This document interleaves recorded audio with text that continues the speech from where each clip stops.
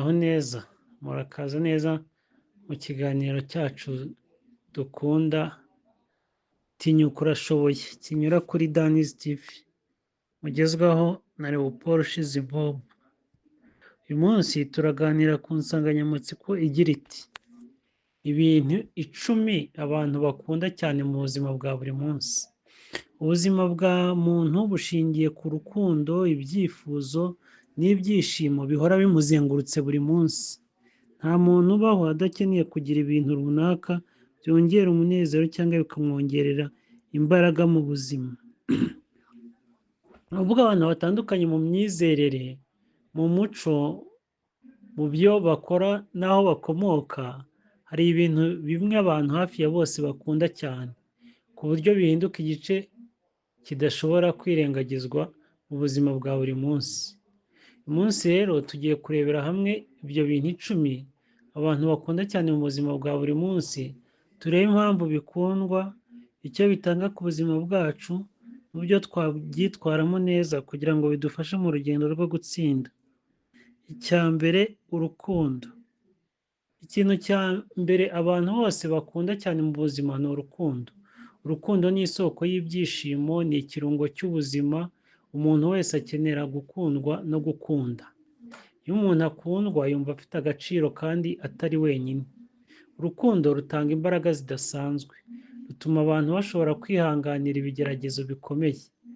Urukundo rugaragara mu buryo bwinshi: urukundo rw'abakundana, urukundo rw'umuryango, urukundo rw'inshuti, ndetse no gukunda Imana. Cyo gituma abantu bakunda kubana, gusangira no kwerekana ko bafitanye umubano uhamye. Icya kabiri ni amafaranga. Ntitwabura kuvuga amafaranga kuko ni kimwe mu bintu abantu bakunda cyane. Amafaranga afasha kugura ibyo dukeneye, kutwunganira mu buzima bwa buri munsi, ndetse no kudufasha gutegura ejo hazaza.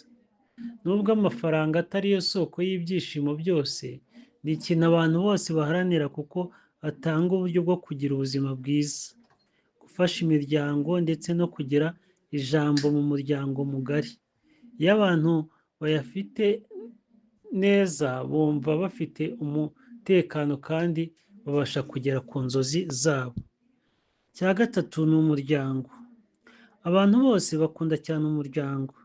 Umuryango ni isoko y'urukundo rwa mbere umuntu ahabwa kuva avuka. Aba ari inkunga mu gihe cy'ibyishimo no mu bihe by'amarira.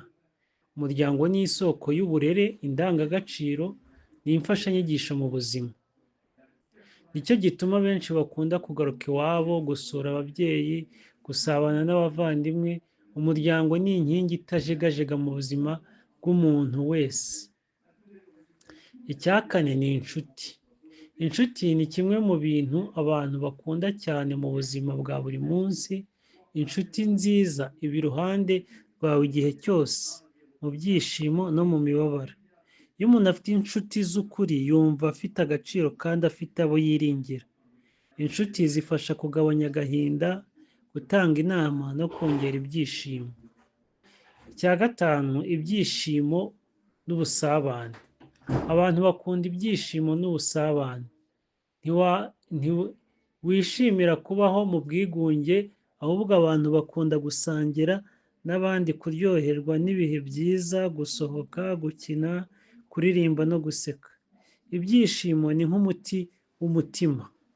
Iyo umuntu yishimye, n'umubiri uratuza kandi n'imikorere igakomeza neza. Icya gatandatu, ibiryo n'ibinyobwa. Ibiryo biri mu bintu abantu bakunda cyane. Umuntu wese akenera kurya kugira ngo abone imbaraga, ariko burya ntibigarukira aho gusa. Abantu bakunda kuryoherwa n'indyo nziza, gusangira amafunguro meza no kuganira bari ku meza. Cyo gituma amafunguro asanzwe ahinduka isoko y'ibyishimo n'ubusabane. Kandi ntitwibagirwe ibinyobwa bifasha abantu kuruhuka cyangwa gusabana neza. Icya karindwi ni uburinzi n'umutekano. Umutekano ni kimwe mu bintu abantu bose bakunda. Nta muntu wakumva ashimishijwe cyangwa afite ibyishimo mu gihe abaye mu bwoba, intambara cyangwa uburangare. Abantu bakunda kumva cyane bari mu mutekano, haba mu rugo, mu kazi cyangwa aho bari hose. Iyo hari umutekano, umutima uratuza, abantu bakora neza kandi bakagera ku ntego zabo. Icya munani ni ubuzima bwiza. Ubuzima bwiza ni ikintu gikundwa cyane. Nta muntu ushaka kurwara cyangwa kugira intege nke. Niyo mpamvu abantu benshi bitwararika ku buzima bwabo, kurya neza, gukora siporo, kuruhuka no kwivuza. Ubuzima bwiza ni urufunguzo rwo kugira imbaraga zo gukora, kwishimira ibyo dufite no kubaho umunezero. Icya cyenda, kumenyekana n'icyubahiro. Abantu benshi bakunda cyane kumenyekana no kugira icyubahiro. Kumenyekana ni igihe abantu bamenya icyo ukora, bagushima cyangwa bakakwemera. Icyubahiro nacyo gituma wubahirizwa, abantu bakakumva, bakaguha agaciro mu muryango. Niyo mpamvu benshi baharanira gukora ibikorwa bigaragara, kugira imyitwarire myiza no guharanira intsinzi kugira ngo bazibukirwe cyangwa bamenyekane. Icya cumi, kurota no kugira inzozi nziza. Ikintu cya cumi abantu bakunda cyane ni inzozi n'ibyiringiro. Nta muntu ushaka kubaho atagira icyo yifuza kugeraho. Abantu bakunda kurota ejo hazaza heza, kubona akazi keza, kubaka urugo rwiza, kugira abana beza, kugira ubukire cyangwa gukora ibikorwa by'indashyikirwa. Inzozi zituma umuntu akora cyane, akihangana kandi akagira icyerekezo. Iyo umuntu abuze inzozi, abura n'imbaraga zo gukomeza ubuzima. Ku musozo, ibi bintu 10 twavuze haruguru nibyo abantu hafi ya bose bakunda cyane mu buzima bwa buri munsi. Byerekana ko ubuzima bwa muntu bushingiye ku rukundo, ubusabane, amahoro, ibyishimo n'icyerekezo. Icyo tugomba kumenya ni uko gukunda ibyo bintu ari byiza, ariko tugomba kubyitwaramo neza.